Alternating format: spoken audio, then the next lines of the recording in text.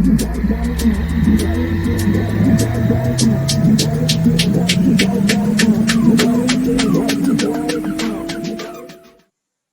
we go. We are recording. Excellent. All right. Thank you, everyone, for tuning in, for joining me today. I've been looking forward to this interview because I've known this amazing lady for maybe about 2.5 years, going on 3 years. We met on, I remember the day, April 18th, 2018 in Monterrey, Mexico, and Dr. Ingrid took me to see you.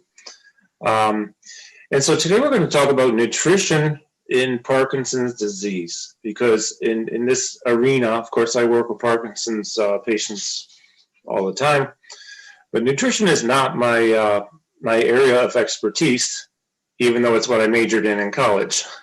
When it comes to diet and nutrition and Parkinson's, there's so many different factors to be considered. So my guest today is she does research, she's a clinician, she's a dietitian working out of Monterrey, Mexico, and I'm real happy to introduce my friend, Cynthia Lopez. How you doing? Good, and you? I'm very good. Excellent. Yeah, I'm really glad you could join me today. Hey, that was fun a couple weeks ago when you presented for us. They really, and the people like that a lot because there's a lot of things they didn't know. They didn't know about loss of muscle mass, malnutrition, interactions with like levodopa or dopamine replacements with different foods and things. So I thought we could lay a little bit more of that out on the table today so people have a better understanding. So you're in Monterrey, Mexico. Yes, I am. One of my favorite cities anywhere, and Mexico. I love Mexico so much. The people are amazing. And so your role is exclusively, well, I think exclusively working with people with Parkinson's Yes. As a dietitian. Yes, dietitian in Parkinson. When did you start doing this, and how did you get into this? Well, it all started when I was starting to become a nutritionist. I began to carry out my professional practices in the hospital, and I knew Dr. Ingrid, the one in charge of the nutritional department. Talked to me about a project that the neurology wanted to do. She told me that if I was interested in this project, I accepted. I remember a lot that those days they told me there is nothing about nutrition in Parkinson's. There is so little information about this, and it will be hard. It would be so difficult that you can give an intervention really precise to these patients. So they make me warn. They make me some warn about this thing. I was very nervous. I didn't know Dr. Ingrid yet. I thought that no one will help me introduce me to this kind of disease. I so much about that disease. So I remember a lot that my first day with Dr. Ingrid, she told me, okay, Cynthia, you're now one of us. I'm going to teach you like if you were a doctor, because I want you to know everything about this disease, every little detail, every little thing about all, because she wanted to give a nutritional treatment personalized to each patient. So it all started there. Then I graduated my degree with a thesis named Nutritional Status in Parkinson's Disease. There I began my research. We made this new research line, and since then it was around 2013 when I started there. Since there, I've been working with patients with Parkinson's. It was difficult at the beginning, but it's an experience I don't change for anything. Oh, that's really good. So a lot of things that I like about the fact that Dr. Ingrid takes the approach she does, because she's implementing you, first of all, which means she's she's bringing in a nutritional aspect to the treatment of Parkinson's, which actually I've done a lot of traveling. We don't see that in a lot of cases. We don't see that in the medical, and this is not to say anything bad about the medical world, because we need our neurologists, we need our professionals, but many of them don't talk about nutrition at all. They just give pills. And she told me that when I met her, I remember that she told me, I've been around the world in a lot of congresses, and I had never seen someone that has her nutritionist or his nutritionist by their side. This is a very important aspect, because patients do need a nutritionist.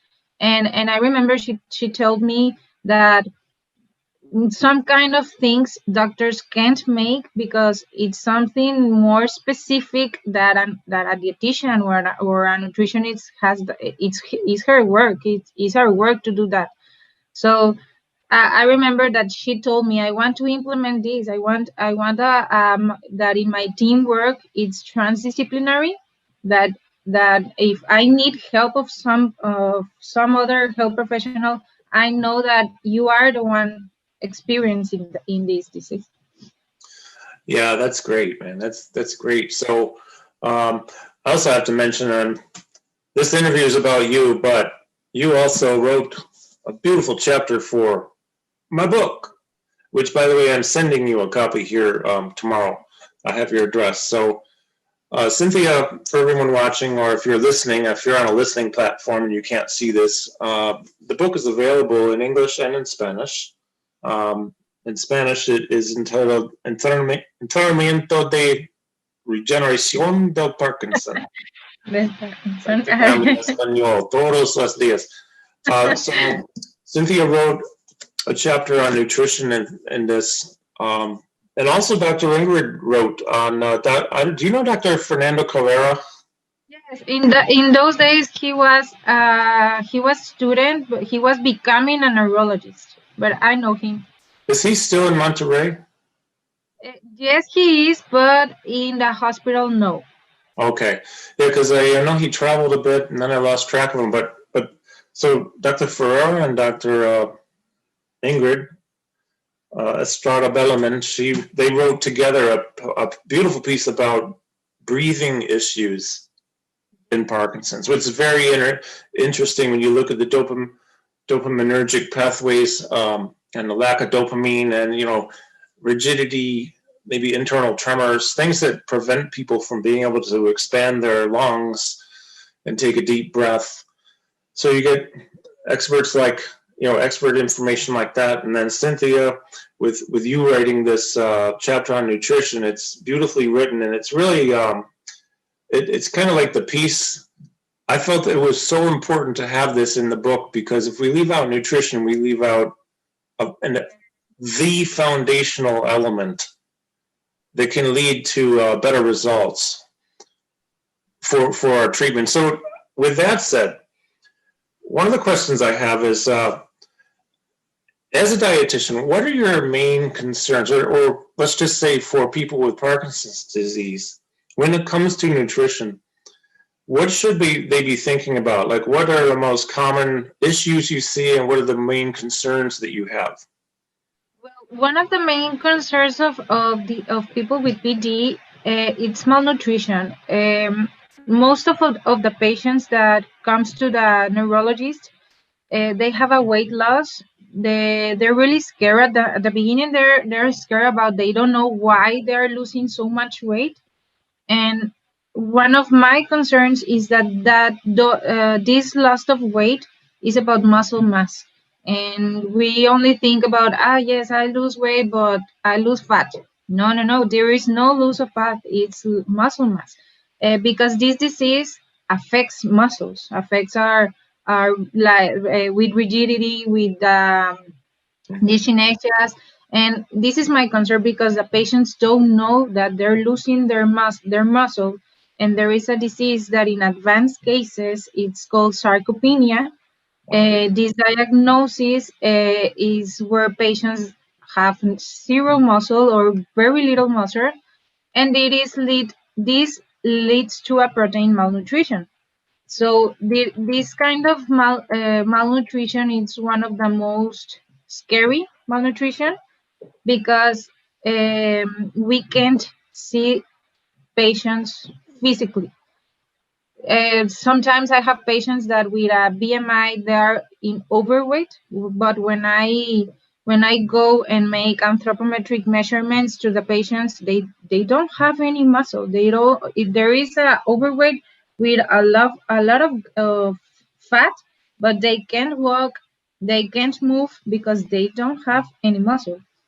So this is one of my biggest concerns because I need to, in my first action, I need to see what is happening with the body, what is happening with their muscles, if we can still have a, like, if I can go and treat this kind of malnutrition or if it is already advanced. So this is one of the things I have to see because these things are going to lead me to the kind of diet I have to go I have to give to the patient. Because if the patient is in sarcopenia or it's beginning to appear the sarcopenia, I need supplementation. The diet will not do anything.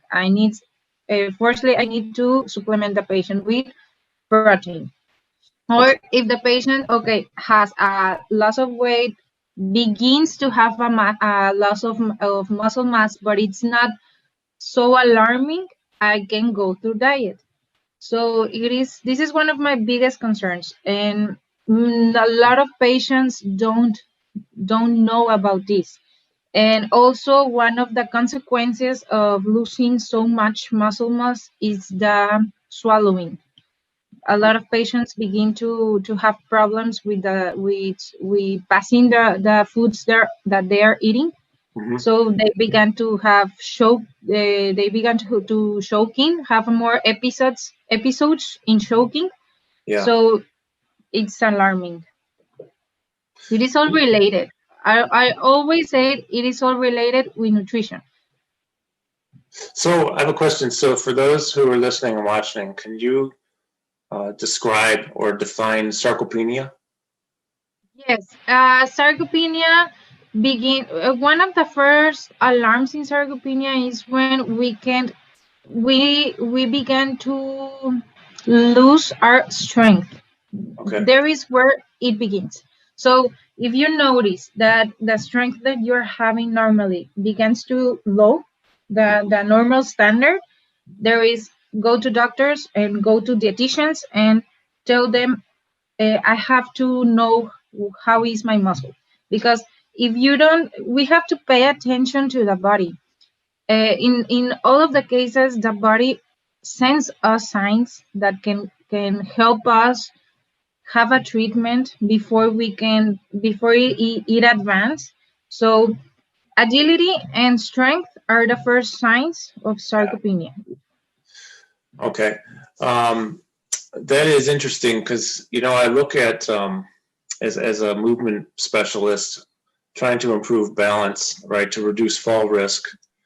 Well, one of the things that usually has to occur is we need to improve their strength, because without the strength, it's harder to balance. Yes. So we work on both. We have to work on both so that we can get stronger. We can build a little muscle mass, build some strength, and then we can have better balance usually. And it's really hard to exercise good balance when you don't have enough strength. So exactly. Sarcopenia can just exacerbate or make fall risk. It can increase fall risk. And of course, that's our number one concern when it comes to moving and falling down, getting hurt. So let's see, we were talking about sarcopenia. Another thing I was thinking about is, let's go back to this. We're talking about strength.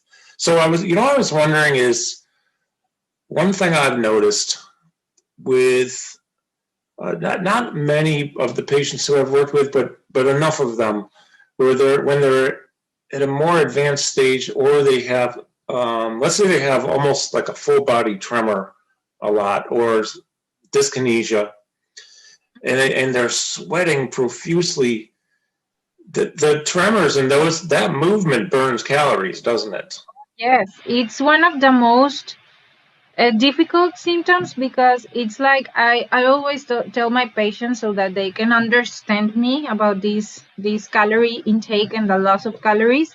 It's that it's like you were running a marathon. It's like you were constantly running. I'm burning so much calories, and that also leads me to a loss of weight.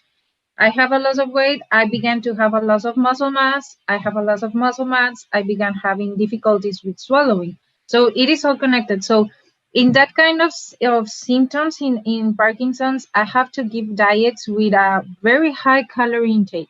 Diets where in cases, and most severe cases, the calories run into 2,500 calories. So maybe a little bit more, so that the calories they burn with these symptoms don't affect the patient's weight. So okay. I'm having these movements. I'm burning calories, but my intake is so much. It's higher than what I'm losing. Yeah, there's a lot of energy expenditure with those involuntary movements. I know there's one gentleman I worked with who I used to arrive at his house. I would text him first. He would take his pills, so that by the time I got there, he was usually on and he could walk. Without the medications, he couldn't walk at all. But he would usually be drenched in sweat, and he would change his shirt before we started working out. And not even 10 minutes into the workout, the next shirt was all drenched. And I feel really bad for him, because I know he's suffering terribly. It's very difficult for him to live with this. So much involuntary movement. So that, yeah, it's really interesting. Now, when it comes to the swallowing difficulties, I just met another person the other day who's having difficulty. Is there a correlation between loss of strength and swallowing ability? And do you have any kind of recommendations for improving the ability to swallow? Okay, the swallowing, yes, is some kind. Not in all patients is a correlation, but in most of the patients we found a correlation between these. One of my recommendations is to change the diet, change the composition of the diet, because when we have troubles with swallowing, we have a high risk in presenting in choking. So one of my nutritional recommendations is that the consistency of the diets, it's have to be like, let me tell you, I don't remember the word in English, but let me tell you. Sure, no Like problem. like baby food. Oh, sure, yeah. Some kind of this, like, so that we can't have problems with that. Okay, that makes sense. I know that, yeah, because the consistency is different, so it's much less of a choking risk. Right? Yeah, exactly. Also, I know that there are some kind of exercises that can help patients with swallowing. There are exercises that some nurses implement in hospitals with other kind of diseases, that it's kind of with the tongue.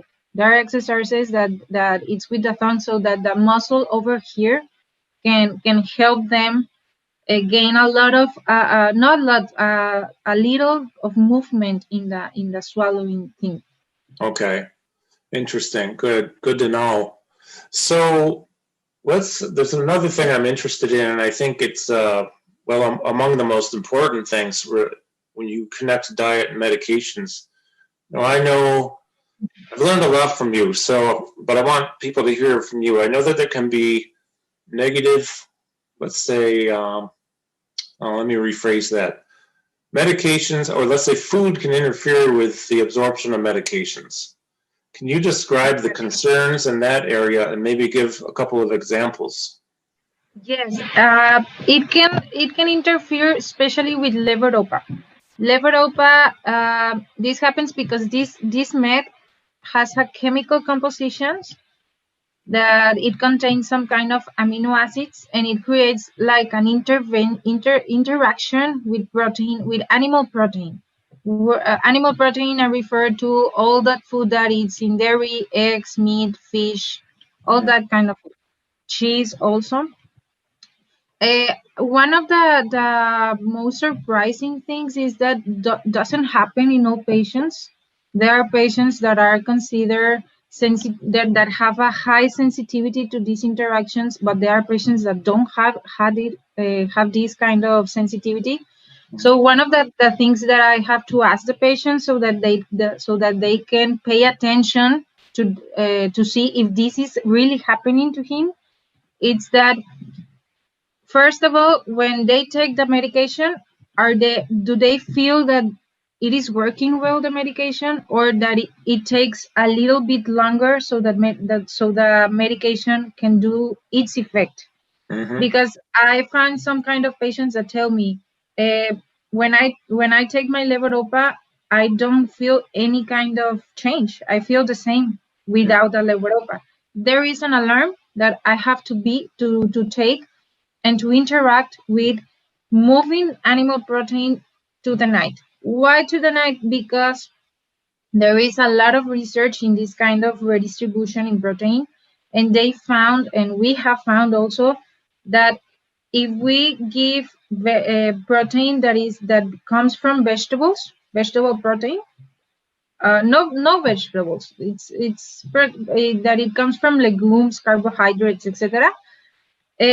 During the day, the levodopa absorbs well, but I don't take the risk with this because patients have a weight loss, have a muscle loss. So if I took out all the protein of all the animal protein, I can affect more the patients. So what kind of redistribution I do? I take this animal protein to the night because in the research and that what we have found is that in night patients don't have this interference. Levodopa do not interfere with protein animals. So that's the moment where I take advantage of this and give all the protein that the patient needs, all the animal protein that has a very high value, and so that I can take care of the patient, take care of her muscle. Right. So this kind of things is one of the diets that I give, but it is not in all patients. I have first to see if really it's affecting this intervention. Sure. Well, it makes sense that, nighttime makes sense to eat the animal protein because it's almost the end of the day. It's getting towards the end of the day, so they don't have to prepare for movement that day, which means levodopa wouldn't really, they don't usually take that in the evening because it's Exactly. to help them have an on period so they can move better and reduce falls. So that's happening during the day. So you get your animal protein at night. Yeah, that's great advice. It's great to know that too, because I don't think that, well, a lot of people don't know that, but the other thing too, I kind of want to get into in a minute, is it seems apparent that every person we already know every person with Parkinson's is affected differently and uniquely, but even with dietary and medications and the interaction between the two, all of those things are unique to the individual. So as a dietitian, then you have to really ask a lot of questions and find out. A lot. And I have to ask really small details that most of the patients do not know. So in the first day I see them, I first tell them, okay, I will see you again in 2 days, but in these 2 days I want you to pay attention to medication, to what are you feeling when you take the medication, why you are not feeling, about constipation, about so many details that I have to know about the swallowing thing, so that we can give a diet that is specialized to this patient. It is a very hard thing to do, and Sure. we try that the patient understands us, that every single detail is important, so the diet can be really, really personalized to him, and that's the way that will help them improve their quality of life. Right, right. That's um, so. As I think about this, I'm kind of thinking out loud. Do you have like you must have a set of questions that you just ask everyone Yes, when you first meet with them, and then maybe subsequent meetings too to find out how it's going. Um, exactly. so it is. So then those answers determine your path for their dietary Exactly. prescription. Yeah. Yes, I have patients that I don't need to see in the that I don't need to see very often, because they don't have any kind of intervention, they don't have constipation, they don't have malnutrition. But in the other side, I have patients that I need to see every 2 weeks, because they have a lot of symptoms, a lot of interventions that I can't leave her or he's alone. I Yeah. need to be over there, seeing that the nutrition is doing their work. Seems like constipation is a big issue for a lot of people. And not even in Parkinson's, but especially in Parkinson's. And I don't, is that partially having to do with side effects of medication or diet or Every both? I think both. I think both. Constipation, it's a very difficult problem to solve, because many of the patients that told, for example, like 3 weeks ago, I have a call about a patient that had a severe constipation. He already had like 2 months with problems with this, so he had very severe problems. But the patients that we see, not all of the patients, but a lot of the patients that we see in the hospital, there are patients that are of rural zones, so they don't know much about these kind of things, and they say, okay, I'm constipated. It's okay. They don't do anything, so they don't see like the severe consequences in this. Um, this patient precisely had a bad diet that made this constipation. So I only had to make him eat more veggies, eat more fruits, take out the carbohydrates, so that the patient can move forward. But all other kinds of patients that have constipation, all I have to, if the constipation is very severe, diet will not help him like I want. Uh-huh. So I have to go to probiotics. I have to supplement some probiotic that can help him Mm. this constipation, because we can take out the medications. Medications have to consume it. So we have to see what alternatives we have to help constipation. Okay. One of the best is probiotics.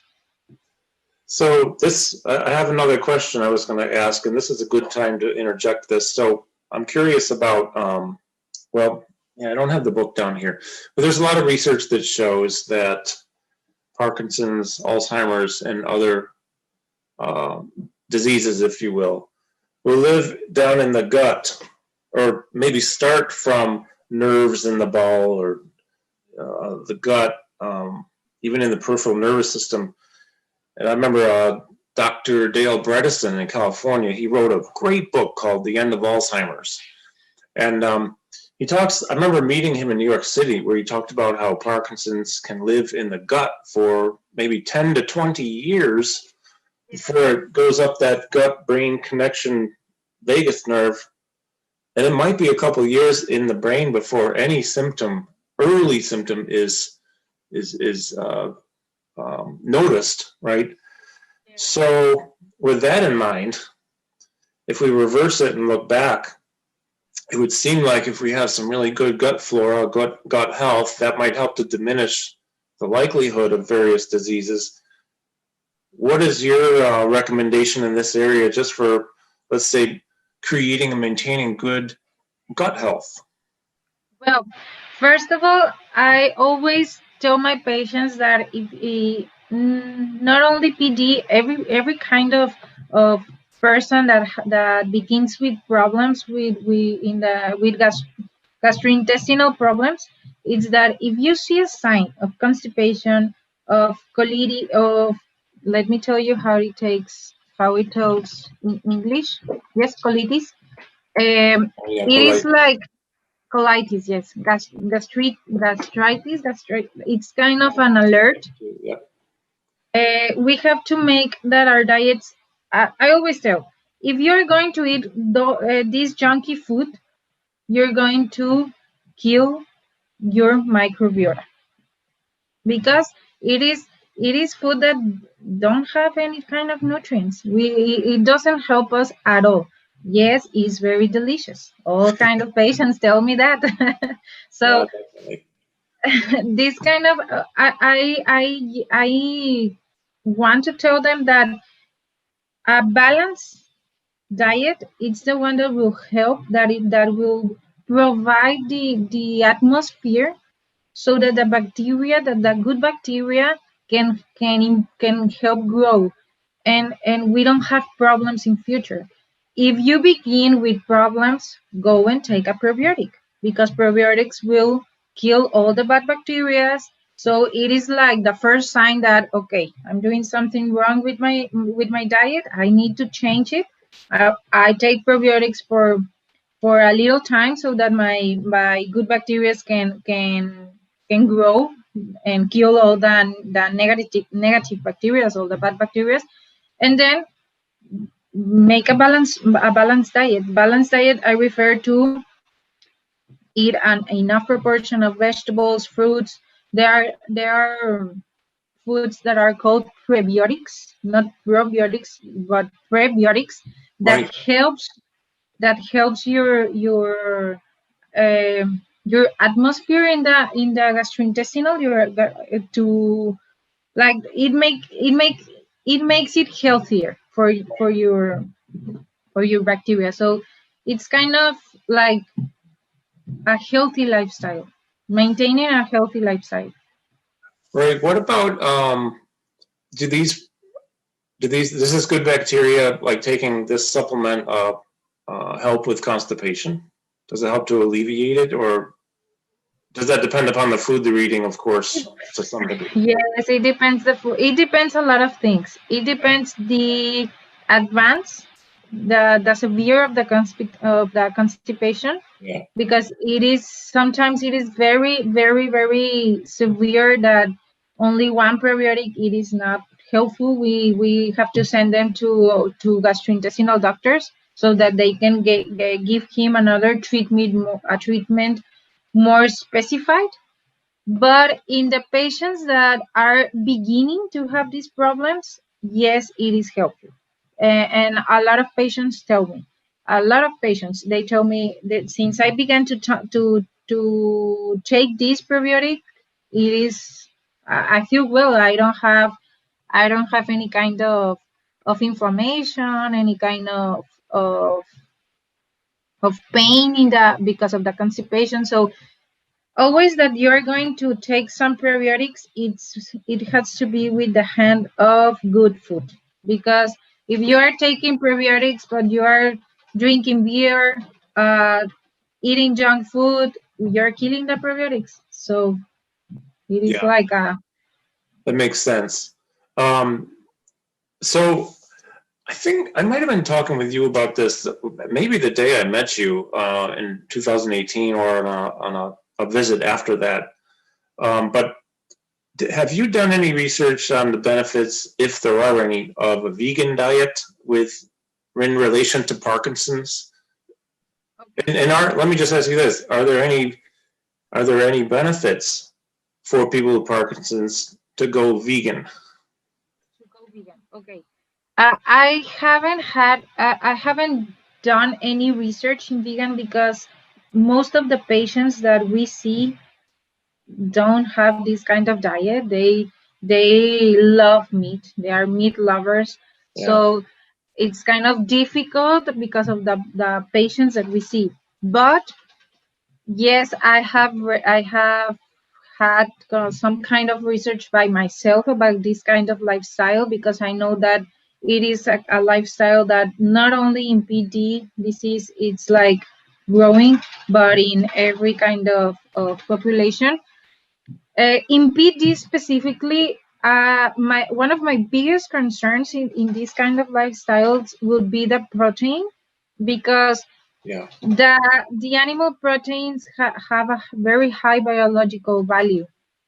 We just can take we just can make a vegetable protein with a high value, but if you're going to begin with this lifestyle, yes, you have to go with a dietitian, because this kind of protein of if we want to create this kind of high value proteins that are equally to the animal proteins, we have to know about the combinations about food, Yeah. because we need some specifically combinations. It's not like, okay, now I'm vegan, I don't eat meat, and that's okay. No, we have to make these combinations that many people don't know. So yes, it might be helpful because there will not be any interaction with levodopa because it's Yeah. vegetable protein. But yes, we have to take care that we have to pay more attention that we are not losing weight, because if we begin with this lifestyle and then we 2 3 months after we begin to lose weight, it's like a sign that stop. It is not working for Yeah. me. Yeah. Yeah, that's actually, at the conference where I met Dr. Ingrid in Portland, Oregon in 2016, where the way we met is kind of funny. She was at the Brian Grant Foundation booth, and I don't really see out of my left eye, so I was turning, and I bumped into her. I almost knocked her over. Oh, nice to meet you. I'm sorry. At that conference, of course, that led to me coming to Mexico and just changing my life, actually, because I got to meet you and so many amazing people. I love it there. But I remember a nutrition and Parkinson's program where I'm just saying, this is just a comment where there were two people presenting, two doctors. One was very pro-vegan for all people with Parkinson's, and the next one after him, she was not pro-vegan.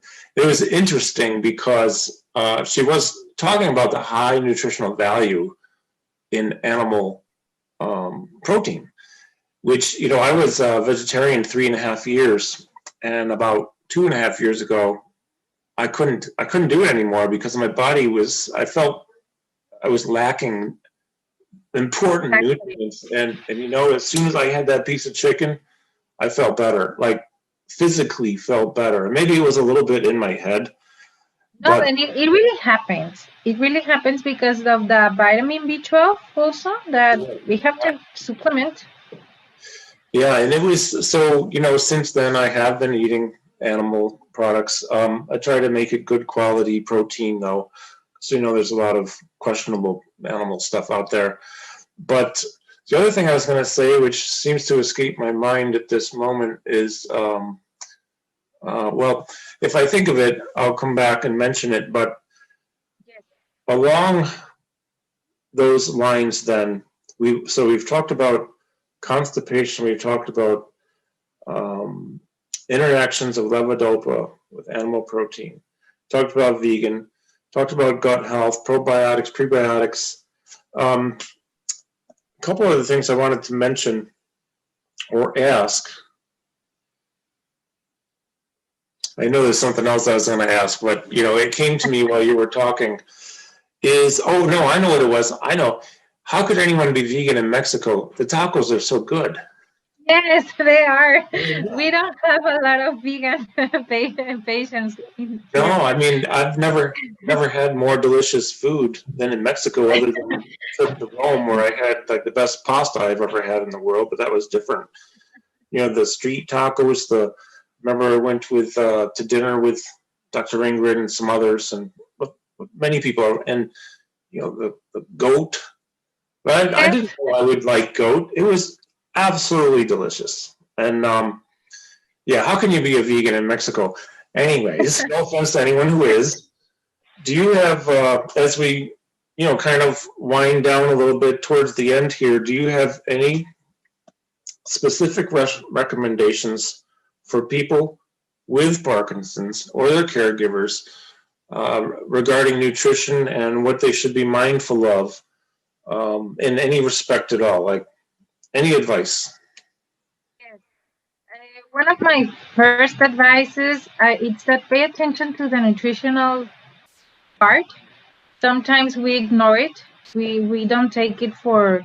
We think that it's something that it's not helping us. So don't ignore us. Nutrition is very helpful, and we can improve a lot the quality of life of the patient.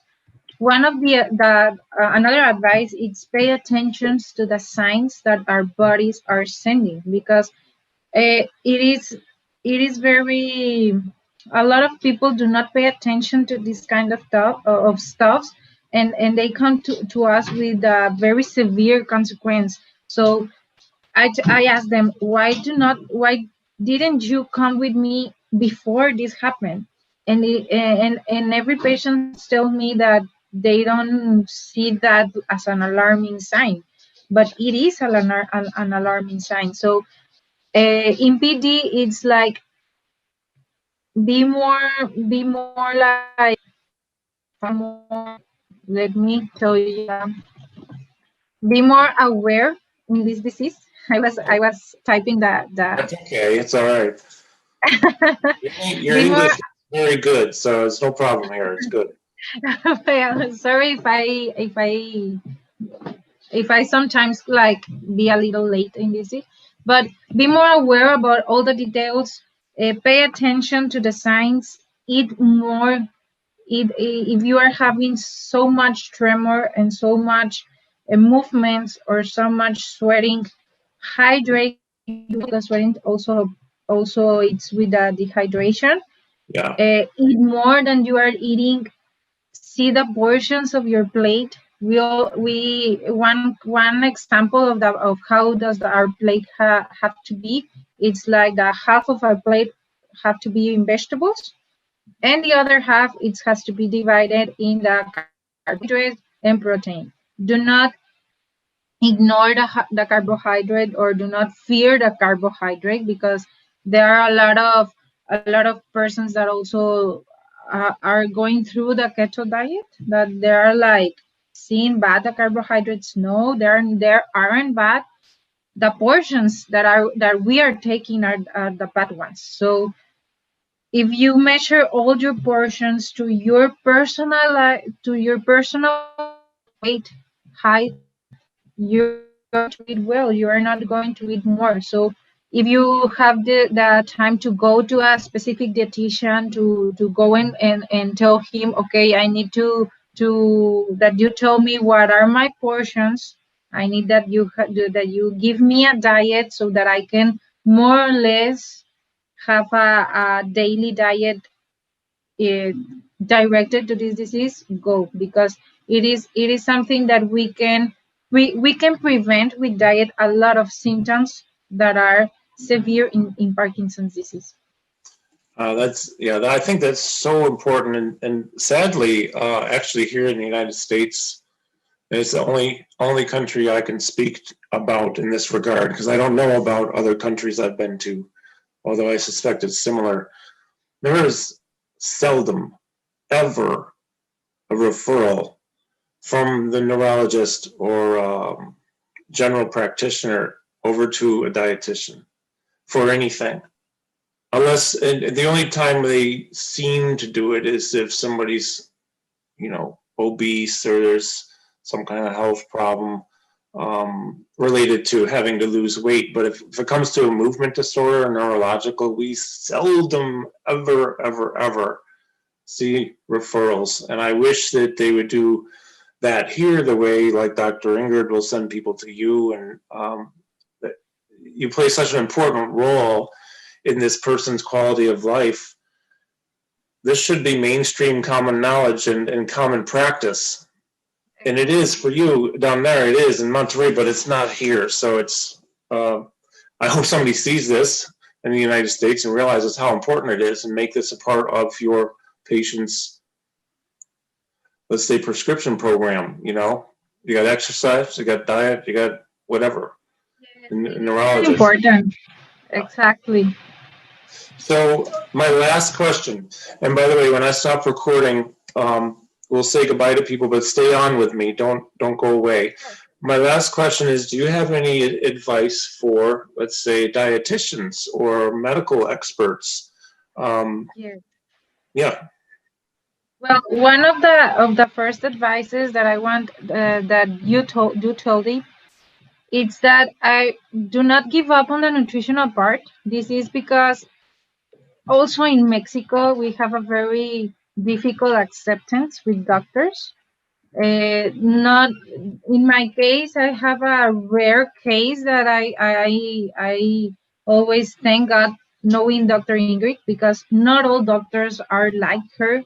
Yeah. Not all doctors uh, give give the nutritional references like like you tell. So it is a very complicated issue. I think that this happens because of a lot of disinformation that it is occurring. That it's kind of they a lot of people it's thinks that it's kind of easy giving a diet, and it is not easy. It is a very difficult thing making all the personalized requirements to the people, and seeing if it's really helping the people. So do not give up on nutritional part, because a lot of dietitians don't like that at the beginning you get ignored, not only by professional health but by patients. I also had this kind of experience, but don't give up on this, because there will be a point when you really gain the confidence of the doctors, of the patients. I remember in my experience when sometimes in when I was in neurology, I had to with another doctor that it wasn't Dr. Ingrid, it was another one, and I remember a lot that he told me, but you're a nutritionist, you don't know about neurology. And then I like have some kind of anger, because why are you telling me this? Because you are I thought about Dr. Ingrid and all that she told me. So one of the things that I do at that time is with my work. I tell him, I will demonstrate you with my work that I am important in this department. Nowadays, he told, yes, you are important. So that is why I want to tell to the dietitians, demonstrate other doctors, other people, other patients that yes, you are important to that department or to that disease, not only to the obesity, hypertension. It is obvious reasons that a lot of people, because we are one of the first countries with this kind of diseases like overweight and diabetes, and also United States. But don't give up on the other diseases. The other diseases are right back on us, Yeah. and they are climbing a lot. So if you don't pay attention, if you don't turn back and see what is coming, and you don't pay attention about what is happening with the other diseases, and you don't go and capacitate you, read books, do research, we are not prepared enough to help other kind of diseases. So if you are working with some disease that is rare, go and tell the people, I found this. You have to know what is happening in this part. So it is like a recommendation that I did. I love that. I mean, I know that you're always reading, you're always researching. I mean, I am too. My bookshelves are filled with all kinds of books. These days, it's more about the brain than anything, but it's all relevant and important to gain a better understanding of how body works and how when one system is compromised just a little, like you said in the beginning, everything is connected. So if one system is compromised a little bit, then all other systems are brought down, even if it's just a tiny bit. And I love that. That's great advice. I think that I'd love to see more people doing what you do and having the approach that you do and the attitude towards it. And plus, I just know you, and I know you really care about the patient too. You know, Yeah. like I do. I want them to feel better, because when they feel better, it makes me feel happy for them. You know. Exactly. When they feel better, so do their caregivers, so do the people around them, and that creates a nice spreading out effect of positivity. Well, this has been really fun. I appreciate your time so much, and your knowledge, and sharing with us. I know that my audience will eat this up. They're going to love it because, well, I hope so. It is a very good information that I wanted to. This is an honor for me, because it's something that I know it has to go to a lot of patients, because it is very helpful in the nutritional part in Parkinson's disease. Yeah, and it's like we said a couple of times. Well, this is my opinion, but I also think it's a fact, because you sort of referred to this as you're one of the few who's doing this, because you're lucky you're around these doctors who refer to you, like Dr. Ingrid. But this nutritional element is something that's missing for so many people with so many conditions. And I mean, I don't think it would be wrong for me to recommend for people, let's say patients out there who are living with Parkinson's or any kind of movement disorder or disease.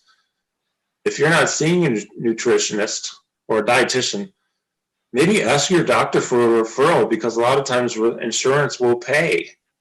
Exactly. At least a portion. I have a gentleman I'm working with who's actually having his first acupuncture e-stim treatment in about an hour. I can't wait to see how that goes with a rare form of MS that he has, PPMS.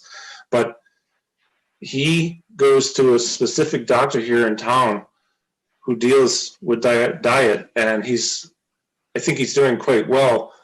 But insurance, he has to pay up front, and then he gets a receipt, turns it into insurance, and then they reimburse him like 80%. So ask your primary for a referral. Go see somebody.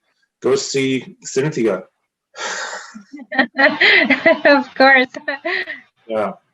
Well, thank you so much. Appreciate it. And you hang out with me. Don't go away.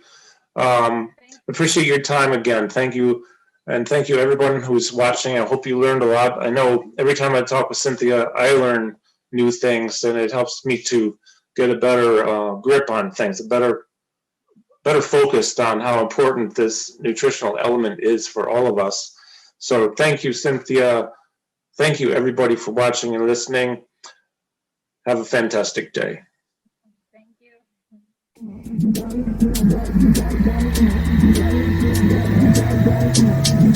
you.